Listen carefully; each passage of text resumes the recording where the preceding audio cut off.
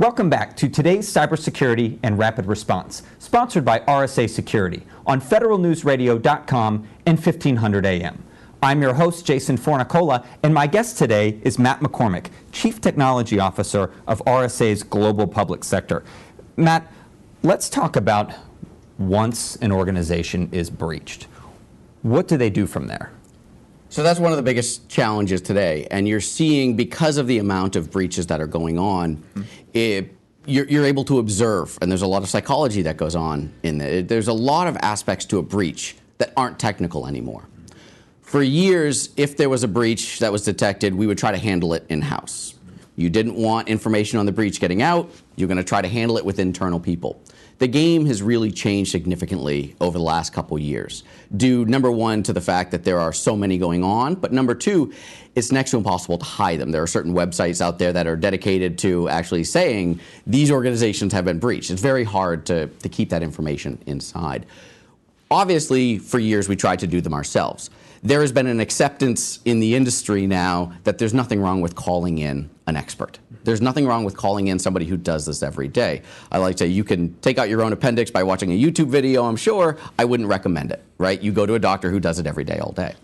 And so when you look at a modern breach response, whether it's federal or whether it's commercial, there are certain things you need. Number one, follow certain principles.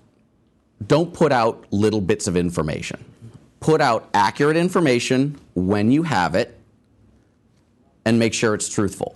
Because there's lots of organizations and lots of people who will then dive into that to try to see if you're not. If you are in the commercial sector, you are also going to bring in a public affairs firm. Why? Because you want to protect your stock price. Oftentimes you see after companies are breached, you'll see their stock go down. The ability to handle a breach professionally and to show a face to your organization that shows competence protects your stock price. In the government sector, you don't have the stock price issue, but you do have a perception of confidence. You need to see that government agency as handling the breach competently. And now you'll see with some of these large federal breaches, they have called in some of the external commercial breach specialists. There's lots of tools, so you have to have your tool capability. You have to be able to detect the breach. You have to be able to respond to the breach, but you need to do all these things in parallel. You can't do one, then the other, then the other. You need to be cleaning out what you detect, trying to make sure that you don't have it going forward, and having a public face to your effort. All these things need to go on at the same time. And you understand that by bringing in people who do this every day, all day. The other aspect to it now is there is a market in the insurance. There is cybersecurity insurance, basically breach insurance that companies are procuring. You will need to bring in law firms. A lot of the law firms are specializing in incident response because there are liability and legal aspects to it. So when you look at a response, it's not just us security guys in there typing on keyboards anymore. There are a lot of softer pieces. There's a lot of, the face of the organization. And people want to see that you know what you're doing. We've learned over time that from the time that a breach has happened until it has been detected by an agency or a company could be several months, if not longer. Exactly. Yes. How do we accelerate that detection and learn about these things sooner so that we can get back to a normal state as quickly as possible? Great question. So I refer to it as dwell time. How long were they in there before you found them? And for years, the most important number to us security people was 0. How many bad guys got in? 0. How much data did we lose? 0. Right? That was the big number. Now the number is what you just described, dwell time. How long were they in doing bad things before we caught them? And that is how we grade, good, better, best.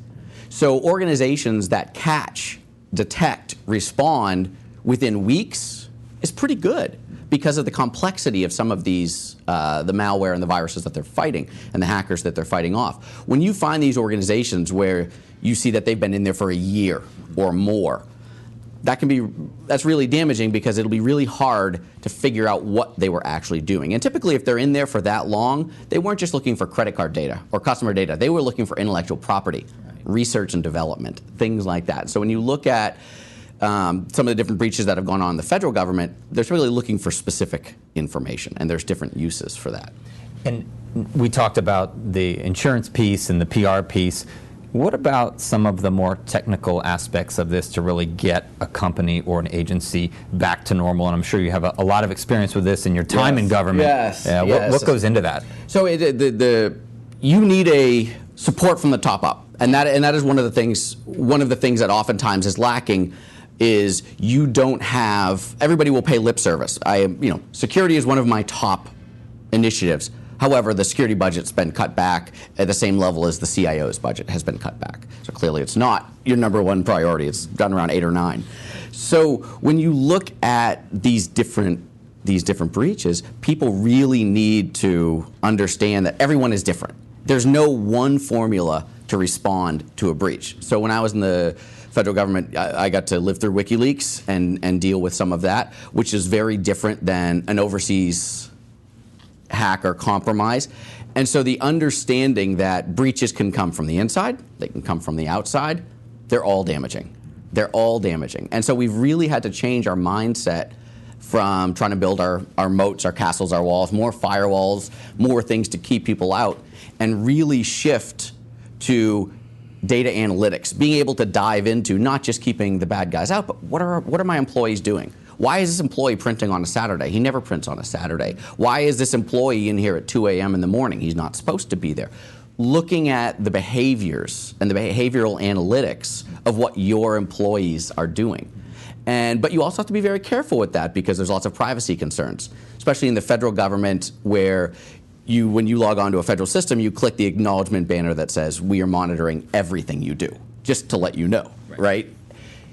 However, there are certain, nuances to, perceptions of privacy in email and different aspects. A little bit of gray area there, despite the fact that it is put up in front of you on a screen. Yes, just because I put up a sign that says swim at your own risk does not mean I'm not going to get sued if something happens. Yes, correct. Go ahead. So that's a great point.